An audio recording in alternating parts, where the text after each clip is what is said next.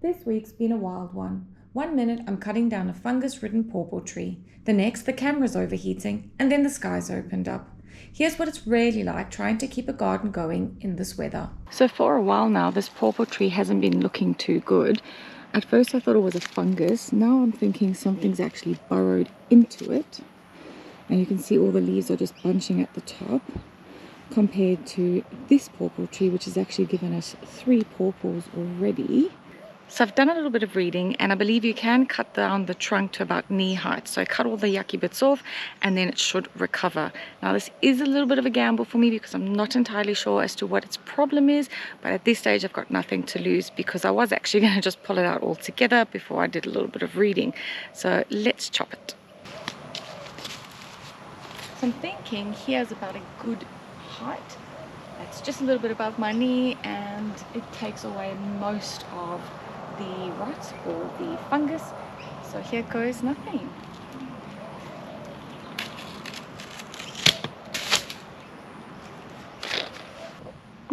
That was a pretty clean cut. I didn't realize it had a center like that. So we'll just leave that for a while. So that was fairly easy. I'm just going to leave it and see how it goes over the next couple of months. We are in autumn, believe it or not, even though I'm sweltering at 3 p.m. So hopefully this will recover. If it doesn't, it's no biggie. I will just put something else in its place, which is what I was thinking I needed to do anyway. If you want to see how it recovers, hit that subscribe button and notification bell because I will be coming back in a couple of weeks just to show you guys how it is doing. So my Rosella bush is a bit of a late bloomer. I've got 2 of them. And I cannot believe the amount of calyxes or fruit, as some of you may call it, on this bush. Now, if you are new to Rosellas like I am, fear not, we will be learning together. This has been a very low maintenance, interesting plant to grow so far, and I believe it is actually an edible hibiscus plant. So what I will be doing is harvesting what they call the calyx, and you use this to make preserves, jams. You can even dry it and have a herbal tea. So I'm going to try a bit of both should I have enough. Now my main aim for growing this was to make some jam. So let's see how many calyxes we can harvest this afternoon. So what I'm actually going to be doing is freezing it because you only get a couple every time you do harvest, and you need obviously a lot for jam or preserves.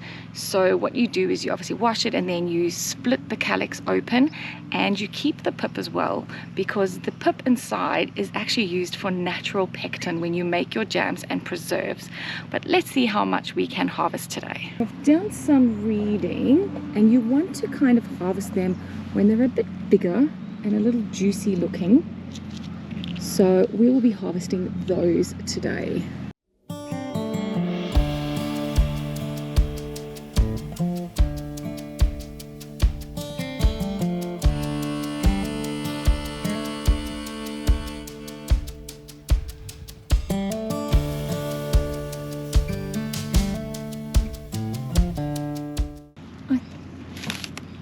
So I think I'm going to stop there because, as you can tell, not all of them are the same size, which is okay, but we've got lots of really little ones still on here, and I just want to give them that chance to develop. So this is what's called the calyx, and all I do is I just take off this little spiky bit at the bottom. Obviously I wash it inside, and then you just peel it backwards to reveal the pip, which is just this big green ball. So I have been freezing this part of the calyx as well as the pip. I've just been freezing them separately. I have kind of questioned myself as to why I've separated both, but that's what I've seen other people do. I'm kind of guessing you could probably keep it all intact, but I'm not 100% sure. But let me know what you've done before in the past, if you've done this before, or if you decide to try it. So that's the pip. And that's the sort of outer layer of the calyx. I'll peel the rest up inside when I can actually wash them. So now if you have made some Rosella jam before, I'd be so interested to know your tips and tricks. Even if you've got a great recipe to share, please put them down in the comments below, because in about 2 weeks or so, I should be ready to make some jam. Hopefully I'll have enough calyxes just for a small batch. I've already got some in the freezer. Okay friends, it is like scorching hot. I'm absolutely dripping, and it is just a little after 3 p.m. in the afternoon. So it's unreal heat that we are experiencing, considering we are almost at the end of March and autumn. But But life's got to carry on. Whew. Bring on winter is what I can say. Now, if you have watched our previous video, you will have seen that I had separated and rescued some banana suckers from a tree that had actually fallen over and died. I'm very happy to say and report that all 3 have survived. So this is the bigger one of the 3, and you can see it's had a few new leaves. That was your medium-sized little one, and then that was the one that was still buried underground. So it's doing amazing. I'll just tilt a little bit so you can see. So I'm really chuffed. It's also getting a new leaf. Now you may also remember that I did plant a few seeds, and the rain we've had recently plus the irrigation in the greenhouse have really helped them come along. So it's been about 2 weeks, I think. So here is the coriander. It is just doing such an amazing job. I'm really chuffed with that one. So this is the peppermint. It is a bit slower to germinate, so I'll just let that keep going before I get concerned. And then of course that is my parsley that's trying to come through there as well. This is just some beautiful mint that I had already, and it's just shot straight back up. It's absolutely beautiful, and the smell, if you could smell it through the camera, guys, all I can say is mojito. Seeds were up on the shelf, and then they've got a little bit leggy because I think they were needing a bit more sun. Now we've had some seriously heavy rain, so some of them have fallen over a little bit. So this was the cauliflower, but you can see they've all, just about all sprouted. Fortunately, I think I lost one here. And then this was the broccoli. So something has happened here. The soil keeps rising, so I don't know if there's a little critter in there. I'm not 100% sure. I've then got my pickling onion and my red onion. And you can tell from the rain we've had just how soggy the soil is. So I'm just going to leave it as is and see what happens. I've moved it out of the sprinkler zone. We've got the basil, kohlrabi, and brown onion. So again, just going to leave it and see what happens. I'm not quite ready to put them in the garden beds. Obviously those seedlings are way too small anyway. But with all the rain that we've had, I have not actually managed to get into the veggie patch and start getting the beds ready for planting. But look at my bush beans, broad beans, and peas. They're doing amazing. I may have to get them in the ground this week regardless of weather because they're getting big and strong. So here are my peas, and this was the broad bean. This is the bush bean. I'm just having a look over here. This was the wombock. I think it got nailed by the rain, I'm afraid. And then this is the cabbage. You can see a couple have started sprouting, but they're not doing too great. That was a bit expected. Just look how absolutely drenched I am. I just can't keep up. It is just pouring down my face.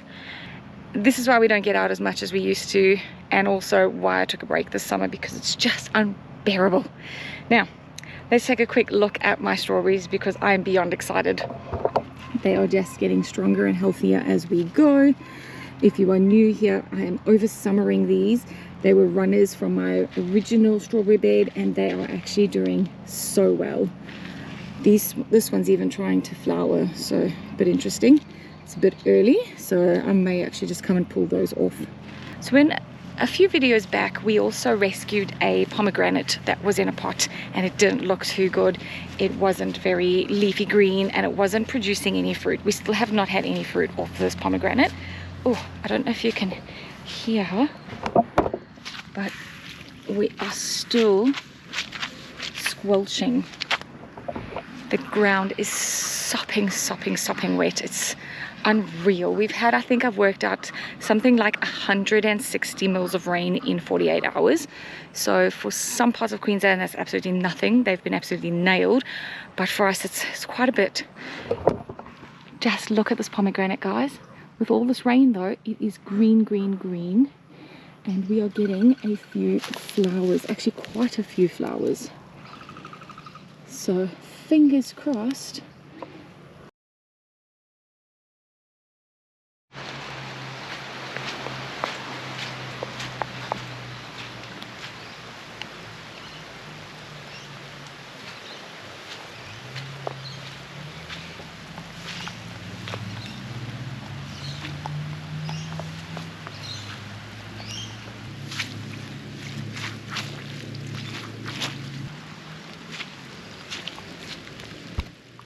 I'm like literally sinking into the ground.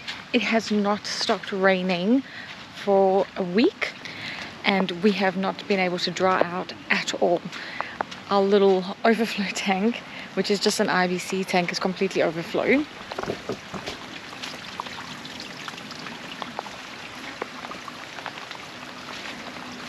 It's actually popped the lid and it's now pouring out of the lid. We had originally put this in so that once the water level got to this height, it would then just pump it out here, which you can see it is doing quite well actually, but we've just had so much rain.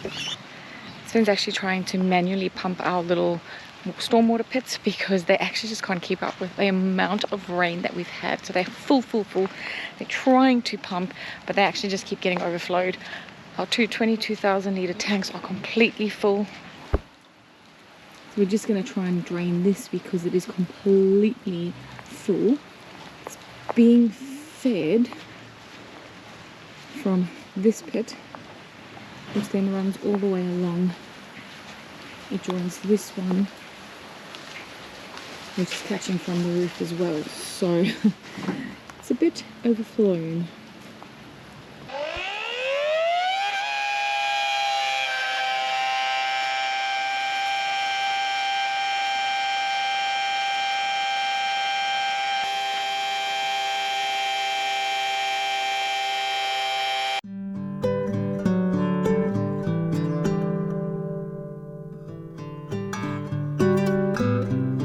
So guys, that's where we're at.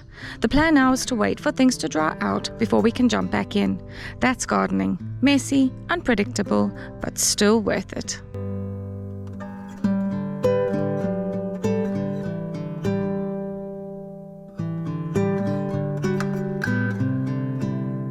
Subscribe if you want to see how we bounce back from this.